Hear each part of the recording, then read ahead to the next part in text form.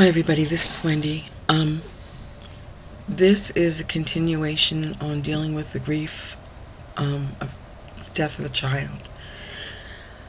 First of all, to Raquel, I don't know what made me do that video when I did. I had been trying to get it done for almost a year now, and every time I started, I got to the point where I couldn't continue a video. I've never been able to get through a whole video. That was the first time, and that one took me 4 different segments, as you can see from the splicing, to get through it. But for some reason, I don't know what to call it. I just needed to do that and upload it that day. If I upset you, sweetie, I am so sorry. But I have to believe that everything happens for a reason, and that was our reason. Moving on, today, as in the other video, I spoke about Elizabeth Kubler-Ross. She wrote a book called On Death and Dying that I studied, and when I met her in 1974. She originally did it for people who had been diagnosed with a terminal illness and were going through hospice. That's what it was originally meant for.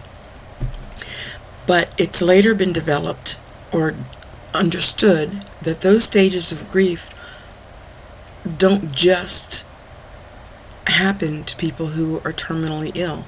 They also happen to the people they leave behind. They happen when you lose a job, when you lose a loved one, when you lose your freedom, when you so many different reasons. Drug addiction, divorce. There's a lot of reasons that you go through the stages of grief. The stages, and I've learned, even though I learned them in this order, this is not necessarily the way they come. The first stage is denial. The second stage is anger, then bargaining, depression, and acceptance. I will use these in terms of dealing with the death of a child. You can use them in any way you deem necessary. But this can't be happening to me. That's the denial. They called the wrong person. They meant to call somebody else. It couldn't be my child. No. They made a mistake. These are some of the things that go through your head when you go through the denial stage, and that's usually instantaneous. That's usually the first stage, and you go through that stage several times. The next one is anger. Why my child? Who did this? Who can I blame for this? Why is this happening to me? You finally realize that you can't be in denial anymore, so you actually have to take hold of something, and anger takes hold of you. The next one is bargaining. Let me see my child graduate, please. Let me live. Let my child live.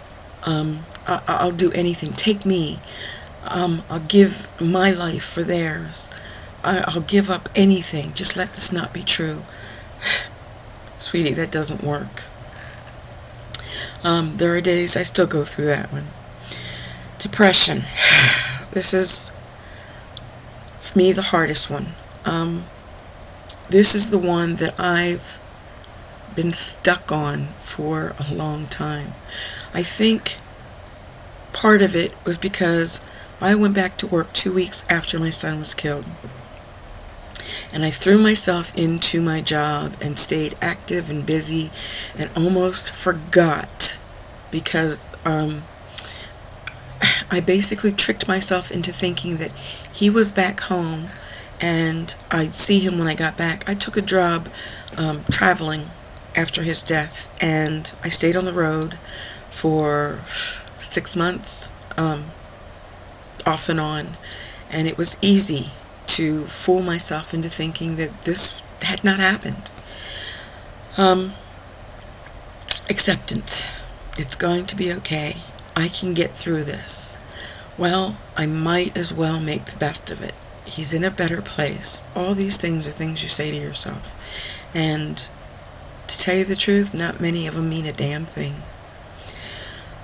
It's amazing how your mind can let you cope with things that it can't really deal with at the time. Right after his accident, initially, when I got home from the hospital, the doctor had given me Xanax. I took one and basically slept through the next day. Then, when I woke up, it was like, no, this was a bad dream. And then, when somebody would call with condolences or flowers would arrive, the anger would hit me. And then, so many emotions and so much heartache seemed not to be able to fit into one person. And I found myself lashing out at my friends and family.